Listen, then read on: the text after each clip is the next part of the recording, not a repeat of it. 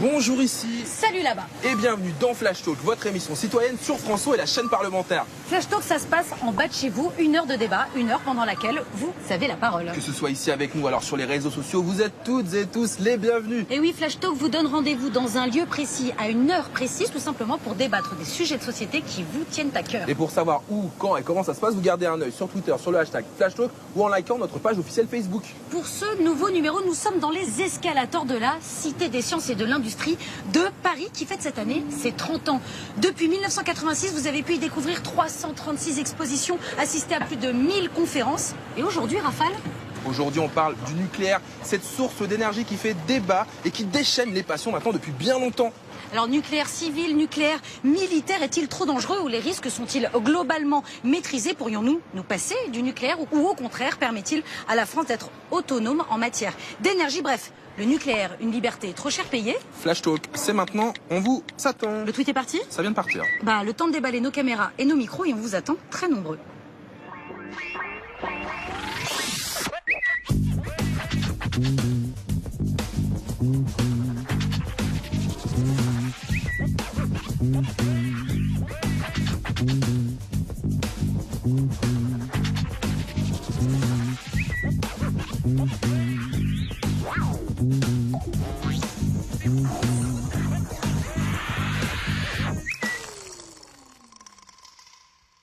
Bienvenue encore dans Flash Talk, l'émission qui vous donne la parole en live en bas de chez vous, en live aussi sur les réseaux sociaux avec le hashtag Flash Talk sur Twitter, mais aussi en likant notre page Facebook et en nous envoyant des messengers. Un sujet, un lieu, une place publique. Aujourd'hui, nous sommes à la Cité des Sciences et de l'Industrie, qu'on remercie de son accueil, Valérie. Exactement, merci à la Cité des Sciences. On va y parler d'énergie nucléaire. Elle divise les citoyens, les scientifiques, les politiques et parfois même les écolos entre eux. Alors est-elle réellement nuisible pour l'environnement? À quel point peut-on la remplacer par des énergies renouvelables? Des questions qui concernent évidemment tout le monde dans cette émission. Et voulons-nous vraiment prendre le risque de vivre une catastrophe telle que Fukushima? Nous allons tenter de répondre à ces questions avec nos deux experts. Il y a Charlotte Mijon. Bonjour Charlotte Mijon. Vous êtes la porte-parole du réseau Sortir du nucléaire, dont l'objectif est, je cite, d'obtenir l'abandon du nucléaire en France grâce à une autre politique énergétique. On peut vous applaudir. Oui, bien sûr, on peut l'applaudir. Et à vos côtés, il y a donc Boris Legnoc, bonjour. Bonjour. Alors vous êtes porte-parole de la SFEN, la Société Française d'Énergie Nucléaire, une association créée pour fédérer les acteurs du nucléaire et valoriser les atouts de cette filière. Merci également d'avoir accepté notre invitation. On peut l'applaudir également. Voilà. Boris Legnoc. Boris À la Legnoc, vietnamienne, hein. bien sûr, C'est Boris ça. Legnoc, je ne me tromperai plus. Regarde Et puis, qui est là. quelqu'un qui est un peu irradié, je crois. Sinon, il pourrait pas dessiner comme Bah, il c'est le ça, fait. c'est C'est évidemment ça. Le notre talent vient de là. dessinateur maison qui va croquer toute l'émission. Mikaya, qu'on applaudit également, s'il vous Bravo, plaît. bravo à Mikaya. Et on n'oublie personne? Ah bah si, le public regarde, ils applaudissent depuis tout à Mais l'heure. oui, le public, Ils ont merci. répondu présent Merci à notre beaucoup. invitation. Et alors justement, sur News République, nous avons lancé un petit sondage concernant l'énergie nucléaire. Alors 28% des participants pensent qu'elle est indispensable à l'indépendance énergétique de la France. 31% la trouvent trop coûteuse et dangereuse. La France doit l'abandonner. 41% pensent que le nucléaire est une source d'énergie qui reste efficace malgré les risques. Et toi, Rafale? Je suis avec Léa que j'ai trouvé dans le public. Tu as bien fait. Léa, je vais te poser la question de notre sondage. L'énergie nucléaire est, à ton avis, La troisième, une Ouais. source d'énergie qui reste efficace malgré les risques. voilà, elle se place parmi les Les 41%. 41%, donc c'est la majorité. On va pouvoir répondre à tout un tas d'autres questions pendant cette émission. Merci Léa. C'est finalement très très partagé. Madame Higelon, ça vous semble normal? C'est quand même fou, quoi. Malgré les discours qui peuvent être parfois très opposés, finalement, on reste sur un tiers, quoi. Un tiers contre, un tiers pour et un tiers qui a du mal à se prononcer. Ça vous semble normal? Mais ça s'explique aussi par la difficulté qu'on peut avoir à trouver une information fiable sur le nucléaire, sur ses risques, sur ses pollutions qui sont souvent assez peu connues, comme par exemple la pollution des mines d'uranium qui est largement ignorée en France. Les liens entre le nucléaire civil et le nucléaire militaire. On va évidemment y revenir dans l'émission. Et la question des déchets, bien entendu. Monsieur Legnoc? En fait, ce que ce sondage m'évoque, c'est qu'en fait, au final, les gens ont assez confiance dans l'énergie nucléaire, en tout cas en France, tout simplement parce qu'il n'y a pas eu d'accident majeur en France, par exemple. Il y en a eu ailleurs? il peut y en avoir eu ailleurs. Je vous dis simplement, les Français n'ont pas connu d'accident majeur grave qui a nécessité des déplacements de population. Donc finalement, en fait, il y a un travail sur les faits, simplement si on se rapporte aux faits, où les gens ont confiance dans l'énergie nucléaire. Il y a quand même beaucoup de villes autour des centrales nucléaires, beaucoup de gens qui y travaillent. Il y a quand même 220 000 personnes qui travaillent dans le nucléaire, 400 000 si on compte les emplois induits. Donc finalement, ils connaissent très bien cette activité-là et n'ont pas d'appréhension particulière. Alors pour essayer de mieux cerner ce vaste sujet, nous avons cherché à savoir combien existe-t-il de centrales en France, quelle est la part du nucléaire dans la production totale d'électricité, quels sont les risques liés à cette source d'énergie. Les réponses en chiffres et en images sont dans le Data Flash.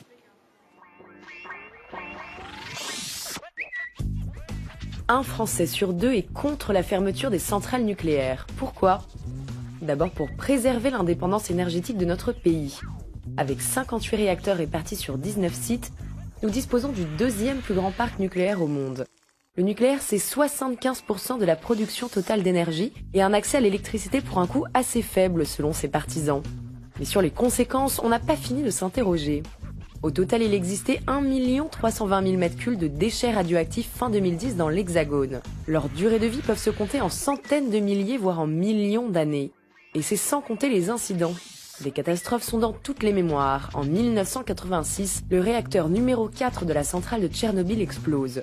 Pendant 10 jours, le combustible nucléaire brûle et rejette dans l'atmosphère des radioéléments équivalents à plus de 200 bombes d'Hiroshima et contaminant les 3/4 de l'Europe. Il y a 5 ans, un gigantesque tsunami provoquait l'emballement et l'explosion de 3 réacteurs de la centrale de Fukushima. Près de 32 millions de Japonais exposés aux radiations, 1700 cancers mortels et le bilan ne cesse de s'alourdir.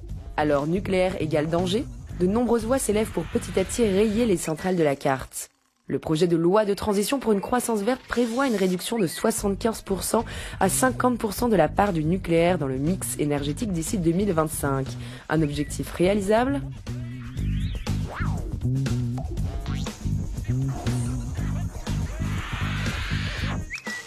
Et dans le public de Flash Talk, je suis avec Taimour qui nous vient de Fontenay-sous-Bois. Ça va Taimour ? Ouais, ça va. Un data flash qui te fait réagir. Toi, tu avais une question très pertinente à poser à nos experts. Ah ouais, ma question c'est pourquoi le nucléaire est-il au centre des discussions?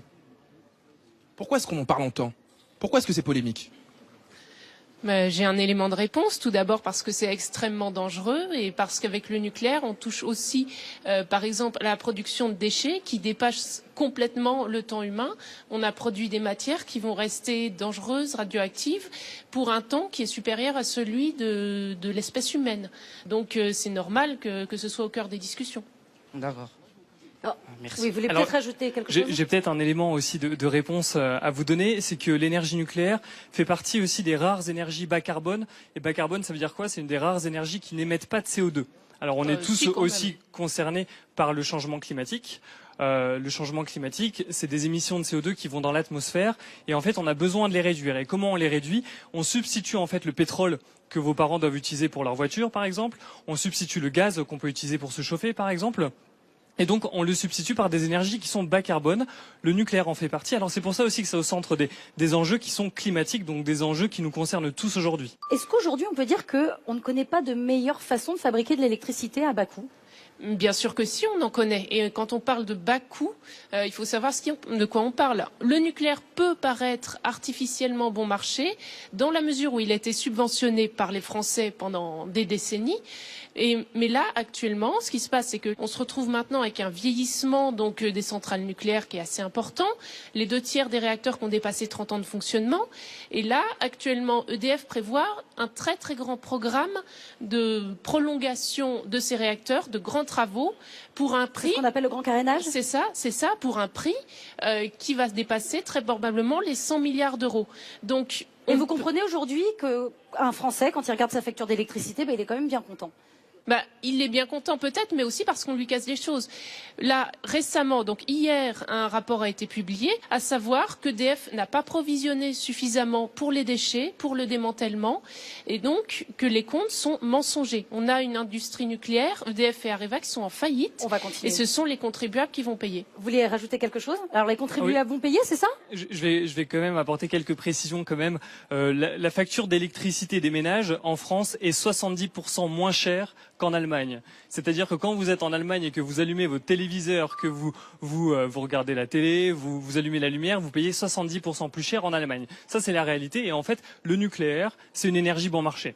En tout cas en France. C'est ça que je voulais préciser. Ensuite, je voulais Est-ce qu'elle va le rester avec la construction de l'EPR, avec c'est très intéressant. toutes ces améliorations Si je peux apporter quelques petites précisions, parce que Greenpeace c'est bien, très bien, ils ont commandé un rapport. Il y a 2 rapports de la Cour des comptes. Alors on peut penser ce qu'on veut de la Cour des comptes, c'est quand même des experts de la comptabilité, des personnes assez renommées et qualifiées, qui ont en l'espace de 3 ans audité les coûts du nucléaire, ils les ont passés au peigne fin, ils ont regardé le coût du démantèlement, ils ont regardé le coût de gestion des déchets radioactifs, ils ont regardé le coût d'exploitation des réacteurs nucléaires. Et en Vous faites référence à un rapport qui a été sorti en 2013 2013, et il y en a un autre qui est sorti qui a été commandé par Denis Baupin, qui est donc un député écologiste, et sur lequel il s'appuyait. Parce que il est toujours député. Ouais. Il est toujours écologiste.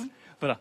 Et donc, ce que je voulais dire par là, c'est qu'ils ont réévalué et pas du tout à la hausse. En fait, on voit bien que les coûts restent stables et les plus compétitifs par rapport à toutes les sources tous les autres moyens de production qu'on pourrait mettre à la place. Vous réagissez déjà en ondes sur le hashtag FlashTalk. N'hésitez pas à le faire, puisque vous le savez, cette énergie fait débat. Et on le voit d'ailleurs sur les réseaux sociaux. Il y a par exemple Yom Fandin qui nous envoie un message et vous allez pouvoir répondre à cette question, puisqu'on parlait de chiffres.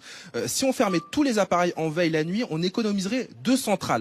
Fait-on l'info de ça? En vrai ou faux? Écoutez, moi j'ai pas cette information, je connais pas la source, je peux pas vous répondre. Par contre, ce que je peux vous dire, c'est que dans le cas du changement climatique, j'aimerais revenir là-dessus, c'est qu'on a besoin de sources d'électricité qui n'émettent pas de CO2, et on a besoin aussi de faire des économies d'énergie.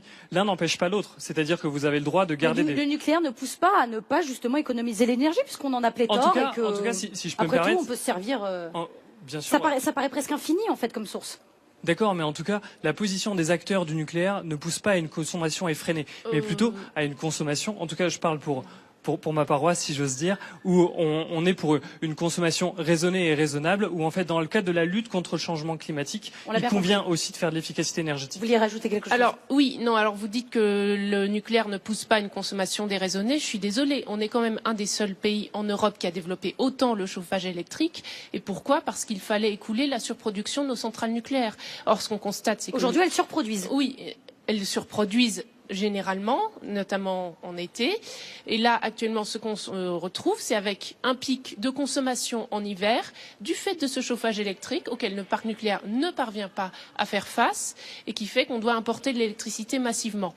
Et si je puis juste revenir sur la question du changement climatique, le nucléaire, certes, émet peu de CO2, mais le nucléaire est une option qui consomme tellement de financement qu'elle empêche finalement le développement des vraies options que sont les économies d'énergie et les énergies renouvelables. On dit souvent oui, mais on peut faire les deux. Non, alors, on ne peut pas faire les deux. Charlotte Migeon, comme on parle de compétitivité, vous avez aussi parlé d'emploi aussi au début de l'émission. Je suis avec Dieudonné qui est dans notre public et qui regardait déjà Flash Talk au Cameroun, c'est ça, puisque tu es en France pour quelques mois. Oui, je regardais ça sur Internet. Voilà, ça c'est cool. Beaucoup, merci à tous nos téléspectateurs, évidemment, là-bas aussi en Afrique. Tu vois, tu avais une question sur l'emploi. Oui, moi je voudrais dire, quel que soit le discours scientifique ou économique qu'on nous donne sur le nucléaire, c'est dangereux. On a vu ce qui s'est passé au Japon et je me demande est-ce que finalement, c'est pas la peur de créer une crise de l'emploi? Parce qu'on parle de 50 000 emplois directs, 400 000 emplois indirects. Est-ce que c'est pas la peur de créer comme ça une crise de l'emploi qui fait en sorte nous empêche de fermer les centrales? Voilà, c'est ça. Il y a un enjeu politique presque, hein. Alors qu'il y ait un enjeu d'emploi, ce soit certain, puisque de toute façon il y a 220 000 emplois dans l'énergie nucléaire et c'est une énergie, c'est un secteur qui recrute, c'est un gros bassin d'emploi. Mais là, vous étiez en train de parler de la sûreté, du risque d'accident. Si je peux me permettre, petite parenthèse, mais on peut rentrer dans le débat sur Fukushima ou sur Tchernobyl. Je vous invite à regarder tous. L'Organisation mondiale de la santé sort des rapports avec des médecins qui viennent du monde entier qui et sont qui très évaluent. Très contestés par les amis de nos associations écologistes. Très bien. Ce sont des experts médecins qui viennent du monde entier, encore une fois, qui sont qualifiés, qui sont indépendants. Tous évalue en fait que le risque radiologique est très faible. Ça a même été repris par une ONG environnementale qui s'appelle Green Cross. Les conséquences sur la santé radiologique sont quasiment infime. Par contre, je dois l'admettre, il y a des risques de. Mais qu'est-ce qui se passerait? Moi, je suis pas scientifique. Peut-être que les scientifiques ont raison, mais moi, je lis juste les articles scientifiques. Et qu'est-ce qui se passerait si une centrale nucléaire en France venait à exploser? Est-ce que c'est contrôlable? En France, tout est fait, je peux parler que pour la France, tout est fait pour qu'on n'arrive pas à une situation critique qui fasse qu'on soit dans une situation accidentelle. Qu'est-ce que ça veut dire? Ça veut dire qu'il y a une autorité de sûreté nucléaire qui contrôle l'ensemble des centrales nucléaires tous les jours. Donc l'ASN, en l'occurrence. L'ASN qui fait 600... L'agence nucléaire de sûreté. Fait 600 contrôles chaque année, 600 contrôles inopinés. Ils vont contrôler les centrales et s'il y a le moindre risque, et ça a été démontré récemment, on peut fermer une centrale nucléaire tout de suite dans l'immédiat. D'accord. Charlotte Mijon, vous n'avez pas l'air d'accord? Oui, à ce sujet-là, moi, ce que j'aimerais ajouter, c'est que l'autorité de sûreté nucléaire, donc par la voix de son président Pierre-Franck Chevet, a quand même précisé récemment, ce qu'il répète déjà depuis des années, personne ne peut garantir qu'il n'y aura pas d'accident majeur en France. Donc ça, c'est un fait. Personne ne peut le garantir, parce que ce qu'il faut savoir quand même, c'est qu'on a certes des industries qui sont très performantes, mais des industries qui commettent des fautes et qui les dissimulent. Et donc là, dernièrement, ce qu'on a vu, c'est que dans une usine au Creusot, une usine d'Areva où étaient fabriqués des composants de pièces destinées à des centrales nucléaires, eh bien, il y a eu des falsifications de documents pour cacher que certaines pièces, en fait, présentaient des défauts qu'elles n'auraient surtout pas dû avoir, parce que c'est des pièces qui ne sont surtout pas censées rompre. Et de fait... Des problèmes de transparence, en fait. Non, pas seulement des problèmes de transparence, mais aussi des problèmes de savoir-faire. Et ça, malheureusement, on ne le sait pas, on le découvre trop tard. Alors moi, j'ai quelqu'un de totalement résistant qui est ici, qui a tous les stylos du monde, peut-être des stylos nucléaires d'ailleurs, je n'en sais rien. Mon cher Mikaya, un dessin? Eh bien oui, comme on vient de parler de Fukushima tout de suite, donc j'imagine une enquête à Fukushima avec un journaliste qui est bien protégé et qui dit je me trompe ou je vous trouve légèrement remonté contre le nucléaire? Et lui qui répond comment avez-vous deviné? Tout de suite, mes amis, on va passer à notre 3 minutes avec un extrait du documentaire Aux enfants de la bombe qui retrace l'histoire des 193 essais nucléaires réalisés par la France en Polynésie de 1966 à 1996 et surtout de leurs conséquences sur l'environnement et sur les populations. Un documentaire de Jean-Philippe Desbordes et Christine Baudet diffusé sur France O.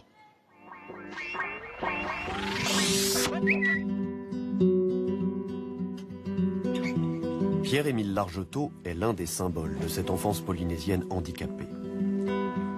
Sa mère tente vainement depuis 17 ans de faire reconnaître les droits de son fils.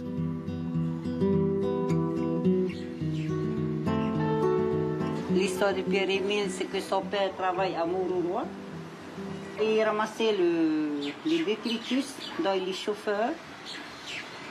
Et pendant les essais nucléaires, il ramassait à main nue les poissons morts sur la plage. Sans protection, sans rien du tout. La peau il s'enlevait à chaque fois quand il se grattait, on pouvait tirer la peau, ben ça s'arrachait tout seul. Il se grattait, il ne savait pas ce qu'il avait et tout. Ce que j'ai envie de dire aux personnes qui continuent à nier que le nucléaire est dangereux. J'ai envie de leur dire d'arrêter. Parce que les secrets tombent avec le temps. Et tôt ou tard, on saura la vérité. Et qu'ils arrêtent de mentir à chaque fois. Si c'était pas dangereux, ils ne seront jamais en combinaison. Qu'est-ce qu'on a fait? Comment on a traité ces gens-là? Ça m'a... disons, dans sa tête, on se dit... moi, c'est la France qui a fait ça. Notre pays... pays des droits de l'homme, etc. Enfin bon, voilà comment on a traité, entre guillemets, les indigènes.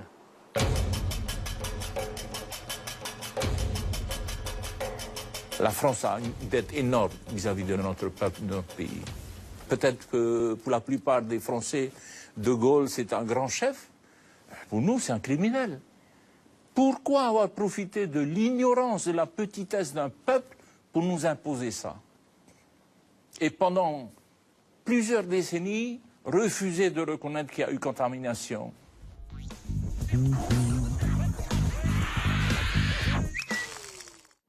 Vous êtes nombreux à participer à ce débat sur les réseaux sociaux, via Messenger, via notre page officielle Facebook, mais aussi via Twitter, #FlashTalk. Il y a par exemple Théma Gilmore, au sortir de ce 3 minutes, qui nous dit une pensée pour ma terre natale qui a porté les essais nucléaires en son sein. N'oubliez jamais Tahiti et ses îles. Là, on s'attaque un petit peu au nucléaire militaire. En février dernier, je le rappelle juste pour mettre un petit peu les choses dans leur contexte, François Hollande reconnaissait l'impact des essais nucléaires en Polynésie. Il y a eu la loi Morin, adoptée en 2010, mais encore aujourd'hui des victimes qui ne seront probablement jamais indemnisées. Charlotte Mijon. Oui, ça vous évoque? C'est scandaleux, c'est absolument scandaleux. C'est-à-dire que pour développer cette bombe qui était juste un symbole de puissance, eh bien, on a irradié des populations civiles et également des militaires. Il y a des vétérans qui ne seront jamais indemnisés non plus. Et ça concerne la Polynésie, ça concerne aussi les habitants donc de l'Algérie, Sahara algérien, donc qui ont été touchés donc par la zone des essais. Et ça, c'est un énorme scandale. C'est un énorme scandale. Et la France n'a toujours pas présenté d'excuses officielles pour ce crime. C'est un véritable crime. Je sais que ça vous concerne moins, Monsieur Lénioc, mais est-ce que, on le sait, le nucléaire civil découle directement du nucléaire militaire?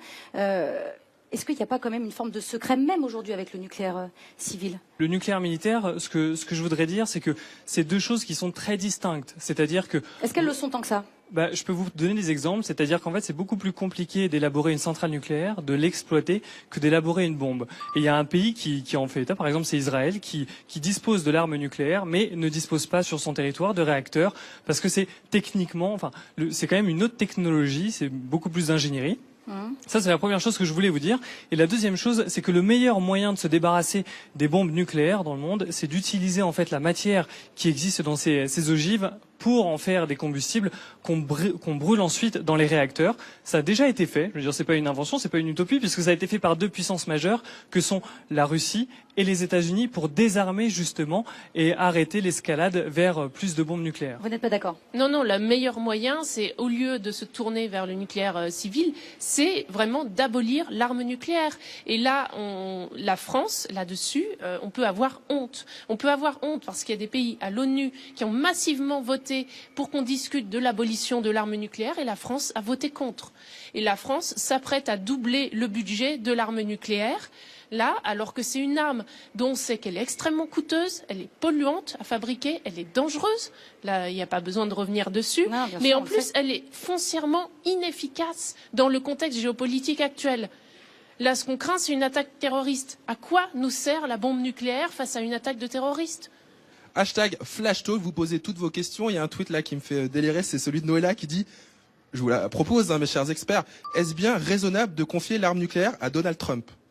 Oui, ça. Évidemment, on fait référence à l'élection du président américain, du nouveau président américain. Bon, vous avez peut-être un semblant de réponse? Non, absolument pas. Pas de commentaires. No comment. Mais peut-être que Mikaya en a. En tout cas, lui, il a toujours des dessins. Il a toujours une bonne idée. Eh bien, on voit que le débat est lancé. Donc, à partir de là, on voit deux personnes qui sont en train de se disputer. Non au nucléaire. Oui au nucléaire. Et puis, devant quelqu'un qui dit quel gaspillage d'énergie. Et un deuxième dessin, Mikaya, rapidement. Notre ami a parlé, Dieudonné a parlé du nucléaire et de l'emploi. Donc, à Pôle emploi, j'imagine quelqu'un qui arrive et qui dit « Je travaillais dans le nucléaire ». Et la personne qui lui dit « Ça vous dirait de travailler dans la bougie ?» Ça peut être une bonne idée. Alors on va avancer un petit peu sur les enjeux environnementaux. Est-ce qu'aujourd'hui, Monsieur Lénioc, on est capable de mesurer? Est-ce que c'est mesurable? Est-ce que c'est mesuré aujourd'hui tout ce qui se passe autour des centrales en termes d'enjeux environnementaux, en termes de pollution, en termes de... Oui, alors tout à fait. Déjà, je voudrais dire une première chose. Donc, on l'a dit tout à l'heure que le nucléaire n'émettait pas de CO2. Le nucléaire n'émet pas non plus de particules fines. Donc, en fait, tout ce qui nous concerne quand il y a des pollutions, des pics de pollution atmosphérique, il y en a qui sont en Chine récemment où les gens ne peuvent pas sortir parce que le gasoil, on a brûlé d'énergie fossile qui émettent des polluants. Le nucléaire, lui, n'en émet pas. Après, c'est une installation industrielle comme une autre. Et donc, pour s'assurer qu'il n'y ait pas de conséquences sur l'environnement, il y a 2000 prélèvements qui sont faits autour de toutes les installations, 20 000 prélèvements chaque année, qui sont réalisés tous les jours autour des installations nucléaires, notamment par les associations type Sortir du nucléaire, par l'exploitant, qui peut être EDF ou qui peut être Areva. C'est aussi réalisé par l'autorité de sûreté nucléaire. Et si ça vous intéresse... Donc c'est absolument pas polluant. C'est ce que vous êtes en train de nous dire. Non, je dis simplement qu'il y a toutes les mesures sont prises pour que ça ne le soit pas. Et ensuite, tous ces relevés-là sont diffusés sur Internet. Donc, si ça vous botte, vous pouvez vous connecter sur vos smartphones. Je vois que vous êtes tous connectés. Vous tapez mesures radioactives et vous pouvez regarder les mesures qui ont été faites et s'assurer que ça ne dépasse jamais la règle. Un discours qui vous convainc ? Non, pas tout à fait. Alors, je pense qu'il faut resituer aussi l'ensemble de la chaîne. C'est-à-dire que pour avoir une centrale qui fonctionne, à l'origine, il faut une mine d'uranium, qui est donc une des activités qui sont les plus polluantes qui soit, qui pollue durablement les eaux souterraines. Et donc, c'est ça, c'est avant même de construire et des pollutions d'après. Voilà, à la source. Des mines d'uranium qui se situent actuellement au Niger, au Kazakhstan, en Australie. D'ailleurs, je voudrais revenir. Au début, vous avez parlé d'indépendance énergétique. La dernière mine d'uranium française a fermé en 2001. Donc, dire que l'uranium garantit l'indépendance énergétique, c'est adopter un point de vue un peu, on va dire, néocolonialiste, où on considère que ces mines-là, c'est chez nous. Donc voilà, juste je ferme la parenthèse. Vous avez raison. Ensuite, le fonctionnement des installations, même en fonctionnement régulier, il y a des rejets radioactifs, gazeux et liquides, donc dans les fleuves. Charlotte Mijon, justement, j'ai une question qui va totalement dans votre sens, vous allez pouvoir y répondre. Sarah, comment vas-tu ? Bien. Sarah de Saint-Maurice, alors je t'écoute. Quel enjeu a la centrale nucléaire sur l'environnement et est-ce dangereux pour les gens qui habitent aux alentours ? Si moi j'habite à côté d'une centrale, est-ce que ça craint ? Ce qu'on constate, c'est qu'il y a eu des études qui ont été réalisées en Allemagne et même en France sur les taux de cancer aux alentours des centrales nucléaires ou aux alentours d'usines comme la Hague. On a observé qu'il y avait une augmentation de la fréquence des leucémies infantiles autour de ces installations. Donc, on ne peut pas dire que ça y est, j'habite à côté d'une centrale nucléaire, je vais développer un cancer. Mais quand même, ça fait flipper un peu quand même. Mais en tout cas, il y a un risque qui est accru. La semaine prochaine, on a un procès par rapport à une fuite de tritium, donc qui est un élément radioactif, au Tricastin, qui a été rejeté dans les eaux souterraines. Ces dernières années, on a eu de nombreux procès aussi par rapport à d'autres rejets de polluants, que ce soit de l'acide sulfurique, de l'acide chlorhydrique dans des fleuves. Donc, on peut donner l'image d'une énergie où il y a beaucoup de contrôle, mais il y a toujours ces pollutions. Alors, pardon, Charlotte, je suis encore dans votre délire, parce que je rebondis sur ce que vous dites, et les gens du public aussi. Alors justement, toi, tu avais une question ? S'il y a une fuite nucléaire, est-ce qu'il y a un plan de sécurité qui est prévu ou pas ? Alors, il y a plusieurs questions. Parfois on dit 10 km d'évacuation, d'autres disent 100 km d'évacuation. Il y a des plans qui sont dressés avec la préfecture, c'est-à-dire avec l'État, pour l'évacuation des populations suivant la gravité d'un accident. Donc ça, c'est la réalité. Et puis, on était en train de parler de l'impact environnemental des centrales nucléaires.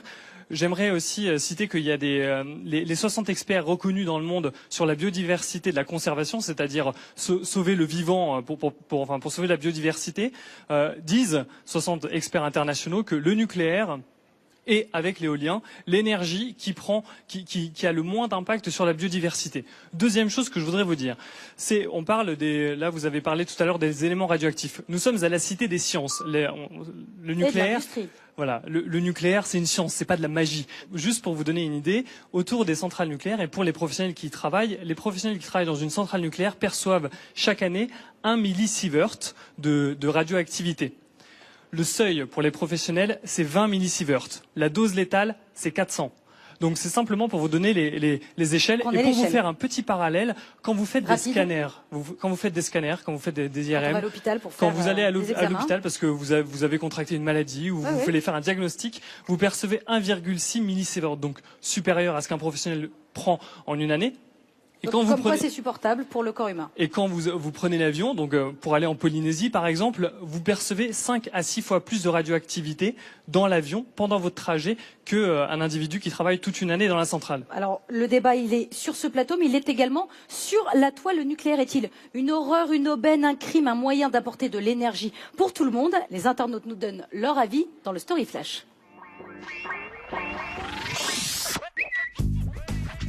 Lors de sa campagne présidentielle en 2012, François Hollande s'engageait à réduire la part du nucléaire dans le mix énergétique français. 50% de production d'électricité de source nucléaire à l'horizon 2025. Nous sommes à 75%. Et donc, je ferai l'effort pour que les énergies renouvelables soient considérablement développées. Une promesse aujourd'hui oubliée, c'est ce qu'a l'air de penser Anne Bringot. Lâcheté du gouvernement qui se refuse à traiter l'évolution du parc nucléaire français.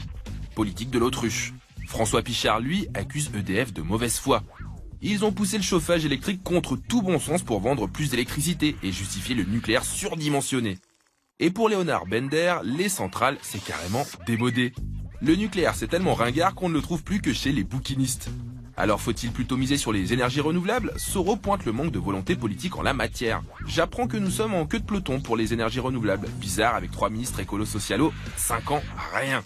Pourtant, il y en a qui ont toujours cru au nucléaire, comme les inconnus par exemple. Merci, le dossier. Ah, très important. Merci infiniment, monsieur Burgot. Merci beaucoup.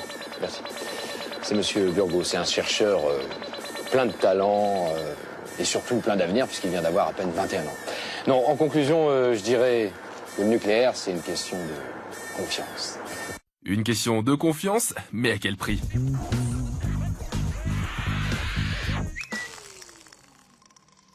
Voilà, alors si tu veux, Marie-Cécile, je peux te présenter le gars de ce sketch, hein, avec des boursouflures, des boutons, un troisième bras, tout ça. Ça peut t'intéresser? Peut-être. Hey, Marie-Cécile. Hyper ouverte, hyper ouverte. Voilà, très open. Voilà. Elle habite à Paris et justement, tu voulais parler de transition, Marie-Cécile. Oui, alors j'ai une question concernant la transition énergétique. Est-ce que pour vous, l'énergie nucléaire a une place dans la transition énergétique, sachant que les ressources en uranium sont limitées et qu'on est conscient que ce n'est pas une ressource qui est présente en France. Donc, est-ce que pour vous, le nucléaire et l'énergie renouvelable peuvent aller cohabiter, cohabiter ensemble? Alors, tout à l'heure, on a commencé sur le climat et c'est très important de se recentrer là-dessus. C'est-à-dire que quand vous faites une transition énergétique, votre objectif premier, c'est pas de produire du nucléaire ou de produire des renouvelables. À la limite, ça, j'ai envie d'être un peu trivial, on s'en fiche un peu. C'est-à-dire que quand vous faites une transition énergétique, votre but, c'est de réduire vos émissions de CO2. C'est-à-dire que là, tout cela, on va sortir après l'émission et puis on va voir qu'il y a plein de voitures dans la rue. Mais à quel prix? De quoi? À quel prix on réduit les émissions de CO2? Ah bah, c'est toute la question, justement. Et donc, en fait, la France, actuellement, si vous voulez, 70% de l'énergie, et c'est uniquement des énergies fossiles. Donc, c'est du pétrole, c'est du gaz. Et en fait, ce que je voulais vous dire aussi, c'est que le nucléaire et les renouvelables, c'est complémentaire au fond. Vous avez des énergies renouvelables qui produisent 20% du temps. Est-ce que vous imaginez que vos hôpitaux, votre école, le plateau soit éclairé 20% du temps? Je suis pas certain. Alors, vous avez besoin aussi d'une énergie qui produise 24/24. Alors, Charlotte Mijon, si j'entends Monsieur Lénioc, c'est le plus écolo des écolos, quoi. Il est encore plus écolo que vous. Je suis pas tout à fait d'accord. Bon, il a peut-être un badge Nuclear for Climate. Moi, je suis au conseil d'administration du réseau Action Climat, qui est quand même l'ONG française de référence sur le changement climatique. Donc, je pense avoir aussi peut-être une certaine légitimité là-dessus. Le nucléaire dans la transition énergétique. Ce qu'il faut voir, comme vous le dites, effectivement, l'uranium est en quantité limitée. Ce n'est pas une ressource renouvelable. Les ressources minières se situent également en Afrique. Comment est-ce qu'on peut parler d'autonomie énergétique en France lorsqu'on parle d'énergie d'où toutes les ressources se situent à l'étranger? C'est une très bonne question. Mais il y a des scénarios de transition énergétique qui permettent justement de parier sur une vision énergétique made in France, plus ou moins, on va dire. Comment? Eh ben, il y a différents scénarios de transition énergétique qui permettent à la fois de réduire les émissions de gaz à effet de serre et de sortir du nucléaire. Vous avez par exemple le scénario Ganégawatt qui permet ça dans une échelle de 20 ans. Vous en avez d'autres également. Vous avez même une étude de l'ADEME qui parle d'une France 100% renouvelable en 2050. Un peu comme le Danemark qui est en train de le faire. Et en pariant sur différentes sources et surtout, d'abord sur les économies d'énergie, c'est-à-dire déjà reconsidérer nos consommations, ce qu'on appelle la sobriété, c'est-à-dire considérer s'il y a des consommations qui sont inutiles ou nuisibles, dans ce cas-là on les réduit. Ensuite, utiliser l'énergie plus efficacement et enfin, ce qui reste à produire, on le produit par les renouvelables. Alors, donc, Du coup, qu'est-ce qu'on fait alors? On arrête le nucléaire et puis on passe au tout renouvelable. C'était exactement ce que j'avais envie de poser comme question. C'est-à-dire que là, il y a des très beaux scénarios. Donc là, on est sur du papier. Alors maintenant, ce que je vous propose, c'est de regarder les faits. Donc on va regarder la réalité. On va regarder chez notre voisin allemand. On parle souvent de l'Allemagne et on va regarder ce qui se passe. Donc depuis 4 ans, il y a une super transition énergétique qui arrive où on développe les énergies renouvelables. Honnêtement, je suis tout à fait favorable au développement des énergies renouvelables. Mais qu'est-ce qui s'est passé? Il y a eu un essor du charbon en Allemagne. Ouais. Mais et qu'est-ce que ces centrales à charbon font? C'est-à-dire que toutes leurs particules fines, elles arrivent en France aussi. Donc en fait, ce que je veux vous dire par là, c'est-à-dire qu'il y a des exemples. Non, mais là, vous avez pris l'exemple du charbon. Mais si on prend d'autres exemples. Non, mais si je peux me permettre. Donc du coup, la question se pose. C'est-à-dire que eux, leurs émissions de CO2 n'ont pas baissé. Oui, ça on l'a compris. Elles ont baissé, vous regardez sur sur le site du ministère de l'Environnement allemand, je suis désolée, elles ont baissé. Et si je peux juste me permettre. C'est du charbon propre alors. Non, mais les émissions globales, elles ont baissé. Et si je peux me permettre, attribuer la hausse du charbon en Allemagne à la fermeture des centrales, ce n'est pas correct, dans la mesure où c'est un phénomène qui date déjà de 2009 et qui est lié à la baisse du coût du charbon sur les marchés internationaux et à la plus grande rentabilité de cette source d'énergie qui, on est d'accord, est extrêmement polluante et on est d'accord doit être bannie. Alors du coup, si l'Allemagne c'est pas un bon exemple, je vous propose d'en prendre un second. On va aller aux États-Unis, donc pareil. Les États-Unis, qu'est-ce qu'ils font actuellement? C'est-à-dire que quand ils ferment une centrale nucléaire parce qu'elle n'est pas suffisamment compétitive, c'est-à-dire que les Américains c'est des pragmatiques. C'est-à-dire que si les prix du marché de l'électricité, votre nucléaire est pas suffisant, il est trop élevé, dans ces cas-là, le producteur il vous dit on arrête. Donc qu'est-ce qu'ils font actuellement? Ils ouvrent du gaz. Et donc en fait le gaz ça émet 50-60 fois plus que le nucléaire. Donc ça c'est la réalité. C'est-à-dire qu'en fait tout ce que vous aurez développé en énergie renouvelable, ça sera zéro à la fin, parce qu'en fait en ouvrant du gaz, en ouvrant du charbon pour pallier à l'intermittence des énergies renouvelables, dans ces cas-là tous vos efforts pour le climat sont annihilés. On est bien d'accord que là on parle d'énergie fossile, que ce soit dans le charbon, que ce soit dans... On est d'accord. Moi je vous parle des énergies renouvelables. On est dans la transition énergétique. Si je peux revenir sur cette question d'intermittence. Les énergies renouvelables, oui, certes, il n'y a pas du vent tout le temps, mais le soleil, il y a quand même du soleil à peu près tous les jours. Et il y a un bouquet qui l'éolien offshore aussi, dans les mers, etc. En France, on a beaucoup de chance, on a plusieurs régimes de vent, c'est-à-dire qu'on se retrouve de manière extrêmement rarissime dans une situation où il n'y a de vent nulle part, où il n'y a pas de soleil. Donc il y a cette possibilité de jouer sur plusieurs tableaux. Si je peux me permettre, un petit exemple quand même. On a tous un smartphone, je vous invite à télécharger l'application RTE qui vous donne en direct les taux de production des énergies, de l'électricité qu'on produit. Alors là, je vois, donc il est 17h et je vois 0% de solaire. Et je vois combien 12% de gaz et 8% d'éolien. Donc ça veut bien dire que les énergies renouvelables sont aussi intermittentes. Mais on peut développer aussi le stockage, on peut développer aussi des moyens pour faire en sorte... on le sait qu'il n'y a pas de soleil la nuit, on le sait. Donc... Là il est 17h, logiquement il y a du soleil. En tout cas, en hiver, non. En tout cas, vous provoquez, mes chers amis, beaucoup de réactions sur Twitter, sur le hashtag FlashTalk. Il y a par exemple Sam Degout qui dit « La sortie du nucléaire aura un prix climatique, sommes-nous prêts à l'assumer ?» Est-ce qu'on est prêt aussi à assumer les dessins de Mikaïa? Ah, ça, je suis pas sûr. Mikaïa, regarde, je t'ai amené un cadreur pour toi. Parfait. Bien comme nos invités ont parlé d'autres types de ressources, j'imagine l'éolienne, et la personne qui dit elle a une drôle de forme, ton éolienne, et il dit monsieur est contre les compromis, avec bien sûr le sigle de la radioactivité. Et on voit bien qu'au fond, ce qui fait peur, c'est le nucléaire est-il dangereux? Et on voit quelqu'un qui est extrêmement bien protégé, qui dit à l'autre « Relax, soyez pas parano ». Et notre ami Dikoche, qu'est-ce qu'il pense de tout ça? Est-ce qu'on devrait, lui, laisser entre les mains la bombe nucléaire? Je suis pas sûr. C'est l'œil de Dikoche. Nucléaire maintenant, un scientifique originaire du Limousin prétendrait avoir développé la bombe nucléaire la plus puissante du monde. Tout de suite avec nous, le professeur Nobile, à l'origine de ce projet. Effectivement, je suis le professeur Thierry Nobile, à l'origine du développement de cette bombe dite artisanale et nucléaire, XP955, la bombe la plus puissante du monde. Et je peux vous le prouver. Alors, on vous croit, monsieur professeur Nobile, hein. On n'a pas besoin de, tests, là, c'est ok. Si, je vais vous le prouver, parce que j'entends bien les gens, les haters, me dire sur mon site que Thierry n'aurait pas eu son bac S, il l'aurait loupé à plusieurs reprises ici, bien scientifique. Il suffit juste que j'appuie sur ce bouton. Basta. Il appuyé. Oh là là, je crois que j'en ai mis un peu trop. Il y a de la vaisselle qui casse. Oh, oh.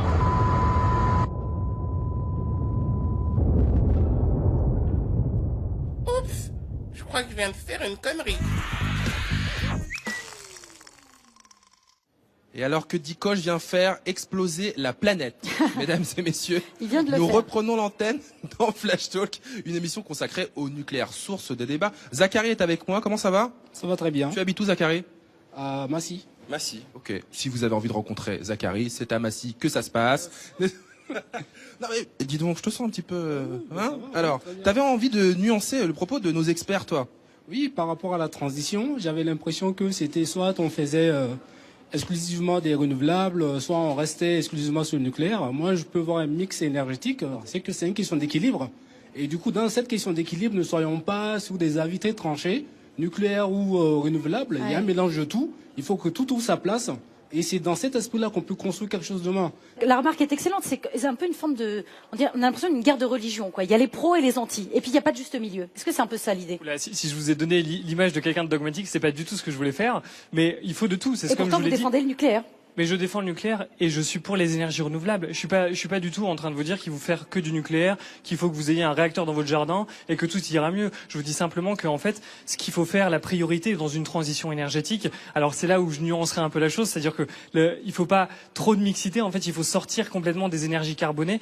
Et pourquoi j'insiste là-dessus? C'est-à-dire qu'il faut réduire les émissions de CO2 parce que le changement climatique, c'est maintenant, si j'ose paraphraser, c'est-à-dire qu'on a 34 ans pour réduire nos émissions de CO2 et on sera tous encore sur cette planète pour en mesurer les effets du changement climatique si on n'a pas suffisamment lutté. Donc c'est ça que je veux dire. Et en même temps, sur le hashtag FlashTalk, Claire nous dit le Costa Rica est depuis 2016 un pays qui marche à 100% d'énergie renouvelable. Si ce pays y arrive, pourquoi pas nous? Alors, on pourrait donner l'exemple du Danemark, de la Finlande, le Japon qui a complètement arrêté le nucléaire, évidemment. Ah non, pas du tout. Là, pour le coup, petite Ah bah. parenthèse, ils ont quand même 5 réacteurs et ils veulent que ça produise 20% de ne leur marchent électricité. plus, qui sont à l'arrêt en ce Alors, moment. Hein. si je peux me permettre, petite précision quand même. Attendez, j'ai quand même raison, Oui, ils sont oui. quand même à l'arrêt. Voilà, c'est important. Il y en a quelques-uns qui sont à l'arrêt, effectivement. Alors, simplement, juste une petite précision là-dessus. Regardez le plan des énergies renouvelables, c'est très bien. Il faut regarder aussi le bilan CO2. Je vous invite à regarder, il y a 6 pays qui ont réduit leurs émissions de CO2 et qui ont atteint quasiment un stock où on se dit ils produisent leur électricité sans émettre de CO2. Il y en a 6. Sur les 6, il y a 4 pays qui utilisent du nucléaire dedans. Alors il y a évidemment la France qui produit son électricité 80% décarbonée. Vous avez la Suisse, vous avez aussi le Brésil et ensuite Alors les la cas Suisse va arrêter le nucléaire en 2034, hein, d'ici 2034. Mais elle n'a pas encore arrêté. Donc N'empêche qu'elle est dans une volonté d'arrêter le nucléaire. C'est ça que je vous raconte. Non, mais- C'est-à-dire qu'il faut regarder toujours le bilan CO2. Très bien. C'est-à-dire si vous avez N'empêche des qu'elle veut quand même l'arrêter. Pourquoi ne pas faire de tout? Parce que déjà, d'une part, même si on continue à faire juste un peu de nucléaire, ce juste un peu de nucléaire, ça veut dire aussi tout autant de déchets qui sont ingérables, qui vont être produits, dont qu'il va falloir surveiller pendant des millions d'années. Et donc ça, c'est pas être dogmatique que de dire non, il faut y mettre fin parce que ces déchets-là, ce sont des. Vous avez l'impression qu'on vous entend pas. J'ai l'impression que votre discours c'est comme une sorte de discours de lanceur d'alerte. Vous lancez l'alerte pour les générations futures. C'est On pas ne que les l'entend générations. C'est pas que les générations futures, c'est aussi nous, là maintenant, ici et maintenant. Quand on voit, par exemple, les investissements qui sont prévus dans le nucléaire dans les prochaines années, qui vont être payés par l'ensemble des contribuables français, parce qu'EDF et Areva sont en faillite actuellement. 37 milliards d'euros, je crois. 37 milliards d'euros pour EDF. Là, il est question de recapitaliser Areva avec l'argent des contribuables à hauteur de 4 milliards d'euros, alors même que c'est une entreprise qui a dissimulé des tricheries qui sont quand même assez impardonnables, des pratiques qui ont été qualifiées d'inacceptables par l'autorité de sûreté nucléaire. C'est pas juste pour les générations futures, c'est que là, ici et maintenant, on est à un tournant. Il faut faire des choix. Il faut faire des choix, il faut se tourner vers autre chose. Il faut dire adieu à cette énergie qui nous coûte de plus en plus cher, qui va devenir de plus en plus dangereuse. Et c'est pas être dogmatique que de dire ça, c'est vouloir protéger les générations futures et même les générations actuelles. Mes amis, je ne voudrais pas qu'on se quitte et que ce soit la fin de l'émission sans qu'on ait écouté Bruno. Alors, une première question. J'avais une question sur, par exemple, les centrales nucléaires. Vous les placez stratégiquement ou c'est totalement au hasard où il y a de la place? Et Clary, je peux compléter la question avec Clary. Voilà, moi je m'intéresse aux déchets nucléaires, comme vous venez d'en parler. On a des déchets à durée plus ou moins longue. Et du coup, votre question. Ma question, c'est de l'argile ou du granit, qu'est-ce qui est mieux, pourquoi? Ah, alors, est-ce qu'on met les centrales où on veut? il y a de la place, on met une centrale, et qu'est-ce qu'on fait des déchets après? Alors déjà, c'était une bonne question. Non, on met pas les centrales où on veut. On regarde aussi, il y a des études justement sur les terrains. On regarde aussi là où il y a le plus de risques sur le plan du climat, c'est-à-dire s'il y a des événements climatiques extrêmes. Donc, il y a des études qui durent plusieurs dizaines d'années avant d'installer une centrale. Ça, c'était pour répondre à votre question. Pour votre question, madame, le granit versus l'argile, en fait, ça dépend énormément du terrain du pays. C'est-à-dire que les pays scandinaves, enfin les pays nordiques, pardon, eux font l'option du granit parce que c'est ce qui est le plus robuste et c'est ce qu'ils ont sur leur terrain. Et nous, on avait de la chance, on avait un peu de tout. On avait aussi des mines de sel et on a testé sur les 3 types de sols et il s'est avéré, après plusieurs dizaines d'années d'études, que c'était l'argile qui correspondait le mieux aux critères dont on avait besoin. Par contre, petite parenthèse, effectivement, les déchets radioactifs, il y a quelque chose autour de ça. On parle souvent des déchets radioactifs. Il faut savoir qu'en France, c'est pas vraiment un problème. C'est même pas un problème du tout. Les déchets radioactifs. Alors là, je vais à l'encontre évidemment. Il va falloir réagir. Je sais que vous allez réagir avec poigne. Alors je vais vite terminer et je vous donnerai la parole. Donc il y a 3 centres de déchets qui sont mis en place. Les déchets, on sait où ils sont, on sait les traiter. Il y a des filières qui sont structurées, ils sont pas mis n'importe où. Ils sont surveillés en permanence. Ça, c'est ça que je voulais vous dire. Ensuite, en parallèle, toute forme de production d'énergie, malheureusement, produit ces déchets. Il y a un déchet qu'on connaît tous, ça s'appelle la pollution atmosphérique. Et la pollution atmosphérique, ça tue chaque année 8 millions de personnes. Ta voisine continue de hocher la tête. Ouais, je sais. Alors sur les déchets. Argile ou granit, alors nous, notre position, c'est que l'enfouissement des déchets n'est pas une bonne option dans la mesure où il faut pouvoir, ces déchets, s'il y a le moindre problème, les récupérer, pouvoir intervenir, pouvoir les surveiller. Et j'ai envie de dire, la première question, c'est pas argile ou granit, c'est quand est-ce qu'on ferme le robinet.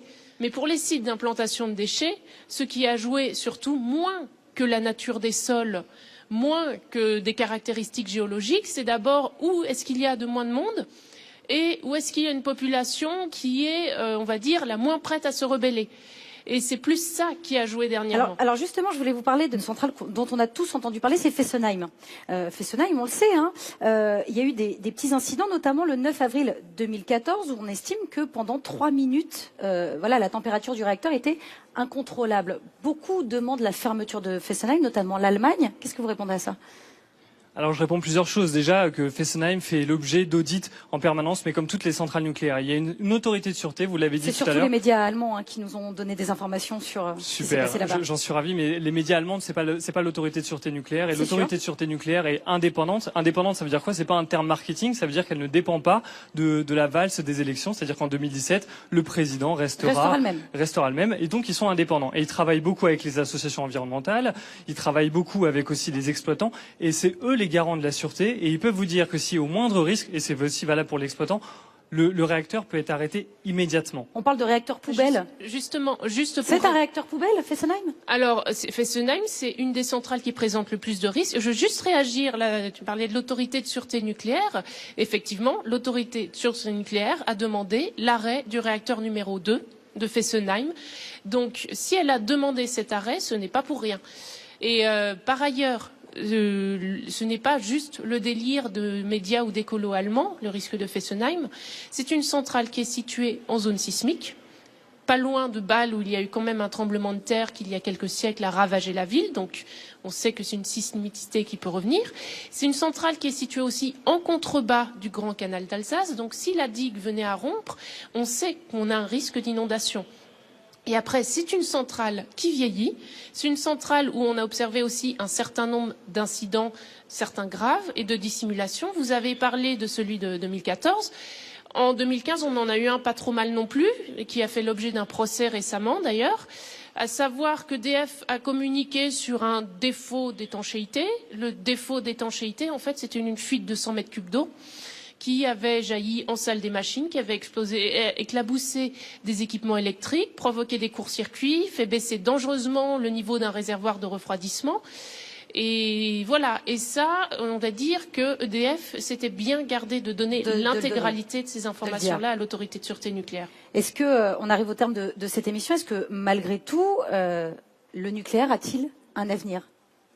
Alors je vais vous dire oui, je vais revenir sur ma marotte qui était le changement climatique. Et oui, dans le cadre de la lutte contre le changement climatique, tous les experts internationaux nous disent qu'il faudra investir dans les énergies renouvelables. Le nucléaire en fait partie. Le GIEC, qui est l'instance suprême en termes de lutte contre le changement climatique, dit qu'il faut tripler, voire quadrupler les investissements dans les énergies bas carbone. Et il cite le nucléaire justement. Donc ça c'est une première chose. des engagements de la COP21. Oui. Donc lutter contre le changement climatique, le nucléaire a toute sa place. Voilà. Très bien. Le nucléaire a-t-il un avenir? Alors, le nucléaire, pour nous, c'est une énergie du passé, c'est une énergie dépassée. L'avenir, il est aux énergies renouvelables, il est aux économies des énergies, et il est plus globalement à changer de vision sur notre politique énergétique, sur notre manière de consommer de l'énergie, de sortir d'une vision consumériste et d'aller vers plus de sobriété. Donc ça, c'est l'avenir pour nous, et c'est ce qui nous permettra vraiment de lutter contre le changement climatique. Et il y a des scénarios qui nous permettent d'ailleurs de lutter contre le changement climatique sans recours au nucléaire pour la France, pour le monde. Mes amis, j'ai téléchargé une application pour mesurer le taux de radiation nucléaire. Ce mec est totalement fichu. Mikaya, il n'y a qu'à voir les dessins qu'il réalise pendant cette émission. Eh bien, nos invités ont parlé des déchets. J'imagine une vue en coupe de la Terre avec au-dessus, bien sûr, la ville qui dit jusqu'ici tout va bien. Et on voit que le sous-sol est absolument rempli de déchets. Et pour finir, avec une émission pareille, un thème pareil pour un dessinateur, et c'est irrésistible, effectivement, je finis avec une explosion graphique et complètement, évidemment, nucléaire, avec quelqu'un qui dit « Zut, ça va être pas bon pour la couche d'ozone, ça !» Et l'autre qui répond « Allons, allons, pas de défaitisme !» Merci beaucoup, merci Mikaya pour ces dessins. Je crois que l'émission est terminée, là. Malheureusement, c'est fini. Merci. On est au bout, là. Oh là là. Merci beaucoup. Merci à vous deux, Boris Légnocq, Charlotte Mijon, d'avoir participé à cette émission, d'avoir animé ce débat. Merci évidemment à tout le public d'avoir posé des questions qui s'en va déjà. Ah bah oui, non mais ils ont peur qu'il y ait une fuite sur le plateau. Je Les pense gars, c'est on ça, n'est pas c'est le sur stress une du centrale nucléaire. Tout Non. va bien. Par contre, merci aussi à tous les internautes, les tweetos qui ont mis le feu évidemment. #FlashTalk, le débat continue. Ahmed qui nous dit EDF a fermé des dizaines de centrales pour rénovation et on risque de manquer d'électricité cet hiver. Donc nous sommes en grave dépendance et sur un parc très vieux, l'avenir est inquiétant. Vous en débattez, hein, #FlashTalk. On continue le débat évidemment. On remercie notre partenaire Move. Et on se retrouve très bientôt exactement, sur François, pour la un chaîne prochain débat. parlementaire. Salut. Merci beaucoup.